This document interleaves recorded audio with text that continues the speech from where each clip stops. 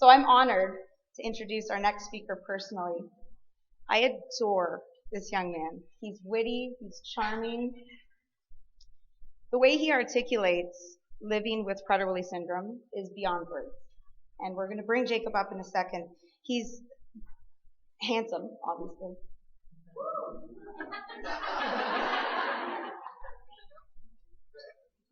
He's here with his lovely girlfriend. He's here with all his jewelry that everyone must buy today. Right, Jacob?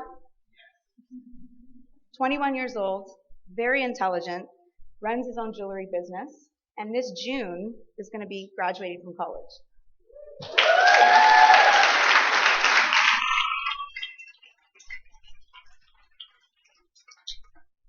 And one of my highlights of Jacob, I remember him crossing the finish line at one of our One Small Step walks, and he completed a 5K, and it was amazing. So Jacob, congratulations to that, and please help me welcome our first speaker, Jacob Zavitz.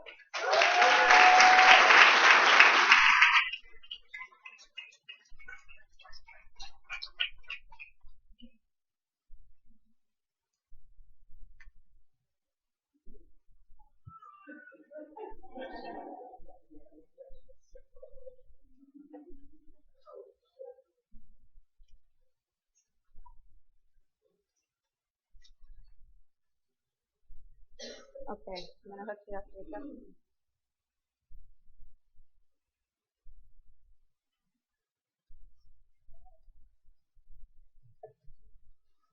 I've come from a long way, approximately right over there and around several dozen tables. Before I begin my speech, I would like to thank the foundation, Tanya and Keegan, for having me here to speak. Also, before I begin my speech, I would like to say that I think this is how all keynote speakers should dress.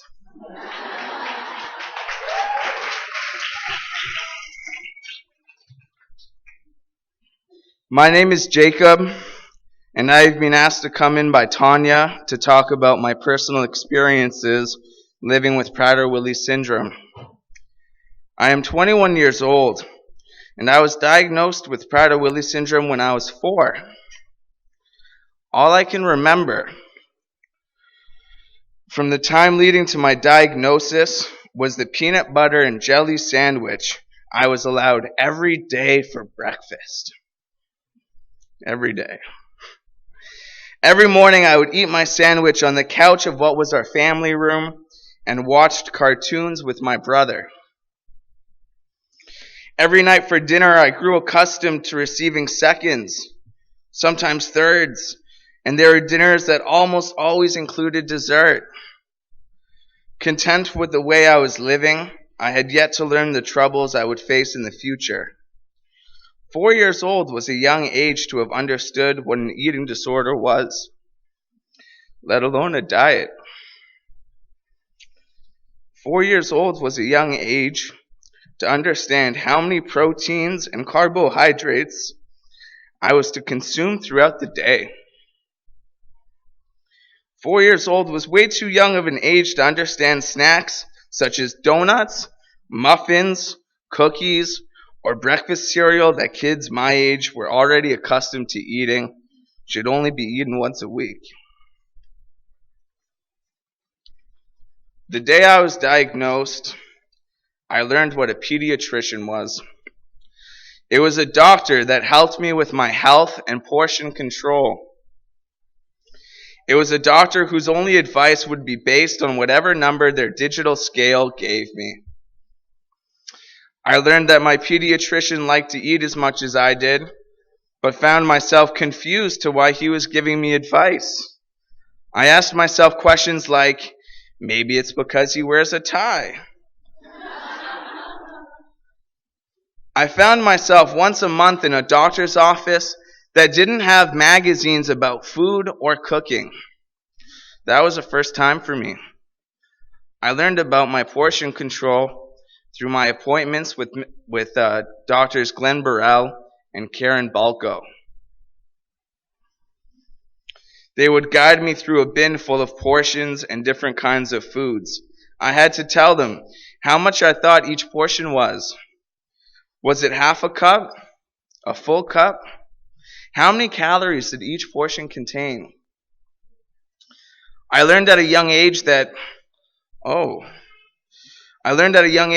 knowing what a diet is and how it works is a lot different and easier than following one. I learned that my favorite foods were pizza, pasta, and anything I could eat under 30 seconds, because that's all the time I would have to eat something I wasn't supposed to. You'd be surprised what anyone with PWS can eat under 30 seconds. A granola bar, and time left over to hide the crumbs. Someone else's sandwich, and a slice of pizza are just a few items. The two questions I ask myself when I am hungry and see something I could eat are: how easily concealable is this item? Is it small enough to hide on my person? How long would it take to eat it? I remember my childhood vividly, and most of it was spent sourcing extra food for me to eat. Elementary school is a very opportune place, not in the sense that it serves you an education, but in the sense that extra food is everywhere. I remember there were bins everywhere filled with lunch bags. Outside of homerooms, outside of the gymnasium, which I found ironic, and outside each designated lunchroom. The lunchrooms were also full of spoiled kids who threw away half of their lunch, and when hunger got so intense and grew to a desperation, I would look through the garbage bins too. Don't get me wrong, I was sent with a packed lunch every day, but most days it did not feel like it was enough. I would always feel like I could eat more. How could you tell your parents, hey, the food you sent me is great, but it isn't enough, so I look for more food every day? Or, yeah, the celery and carrots you pack every day with love are fine, but I'd rather drink this kid's chocolate milk. My elementary school days were spent eating 2 lunches a day. Sometimes, I would only steal one item from every bag, so it wouldn't look as suspicious. I know what I did was wrong, and I felt sorry for those kids who opened their lunchbox on a particular day and found nothing inside. As bad as I may have felt, I took other people's lunches away anyway because my hunger would override any other emotion in my mind. It was always hunger over mind.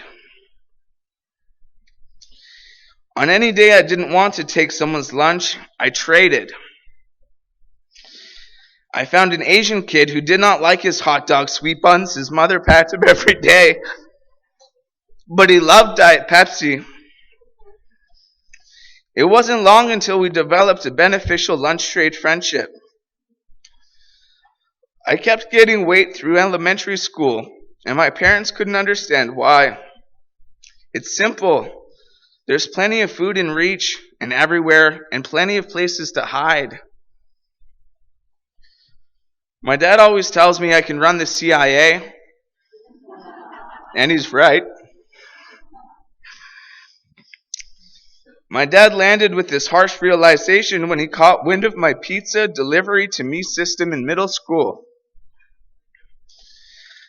I had an education assistant, but it didn't stop me from accessing food. You see, there weren't lunch bins around anymore to take from, so I had to change up my game. In middle school, during my grade 7 and 8 years, there was a pizza and pop shop across the street.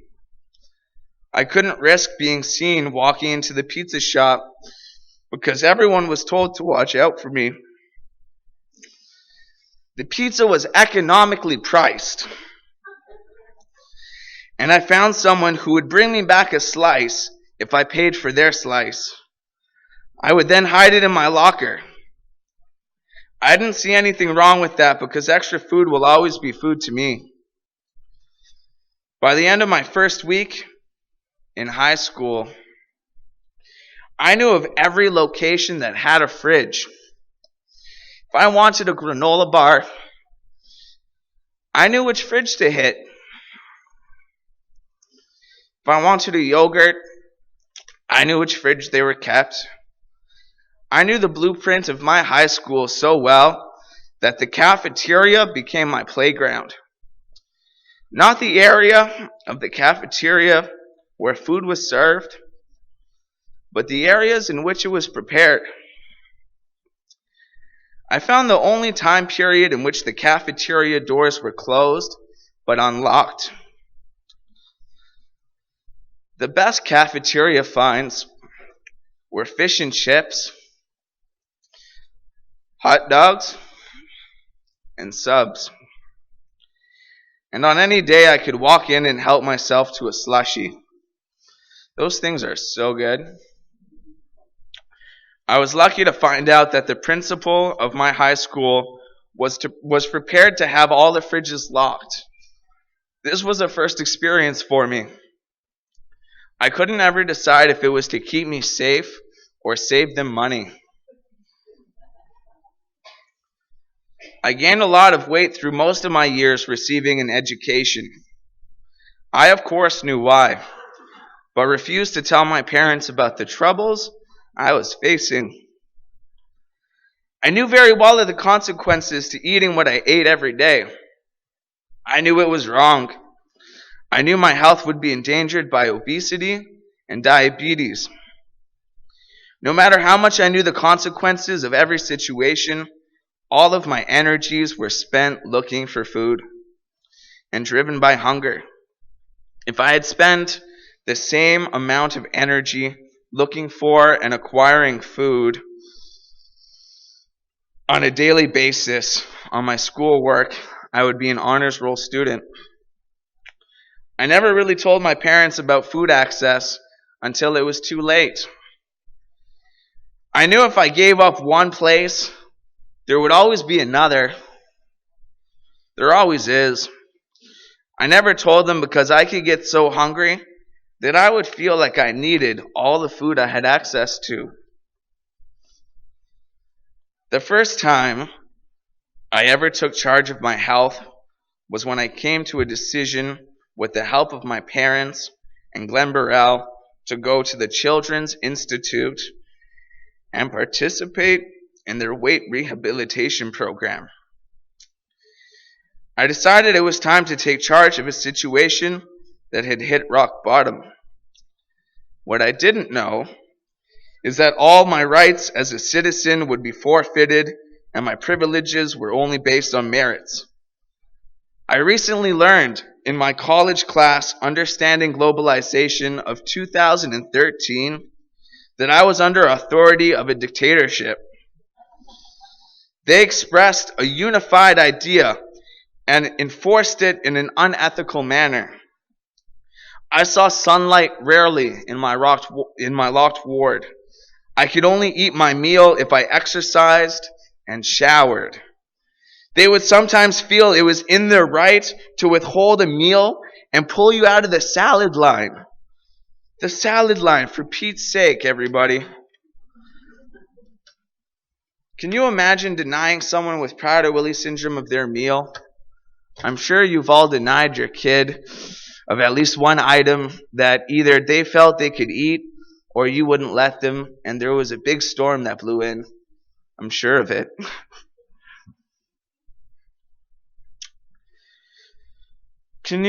So as harsh as I found their methods, it worked. I lost 24 pounds in 10 weeks. I came back home to a democratic society and a house that now possessed a locked fridge and pantry. A big part of me was suddenly relieved because for once I could feel safe in my own home.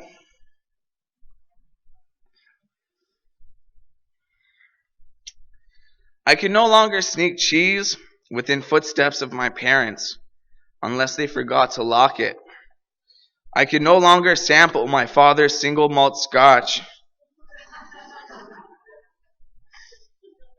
I would like to encourage every parent in this room to have their fridges locked if they aren't already. You can find them on site at the Prater-Willi desk. Today is the day, if you haven't already, to take charge and control food access in your home. Because after all, let's face it, you can't keep us safe outside of them. I'm not sure how many of you were told early on by doctors and the opinion that your child with Prader-Willi syndrome will participate minimally in activities or sports. I'm not sure how many of you were told to expect little progress academically. I'm here to prove that it's all jargon. I have many capable friends who live with Prader-Willi syndrome. My friend Ela is excelling in math and is almost a black belt in karate. My best friend Andrew Kestenbaum lives independently in a group home and is always around to tell you what isn't Prader-Willi friendly. My friend Chris Beto wants to be a veterinarian. My friend Joel works in a kitchen. We all live with Prader-Willi syndrome, but we have all found our successes and unique qualities. Water break. Everyone take a sip.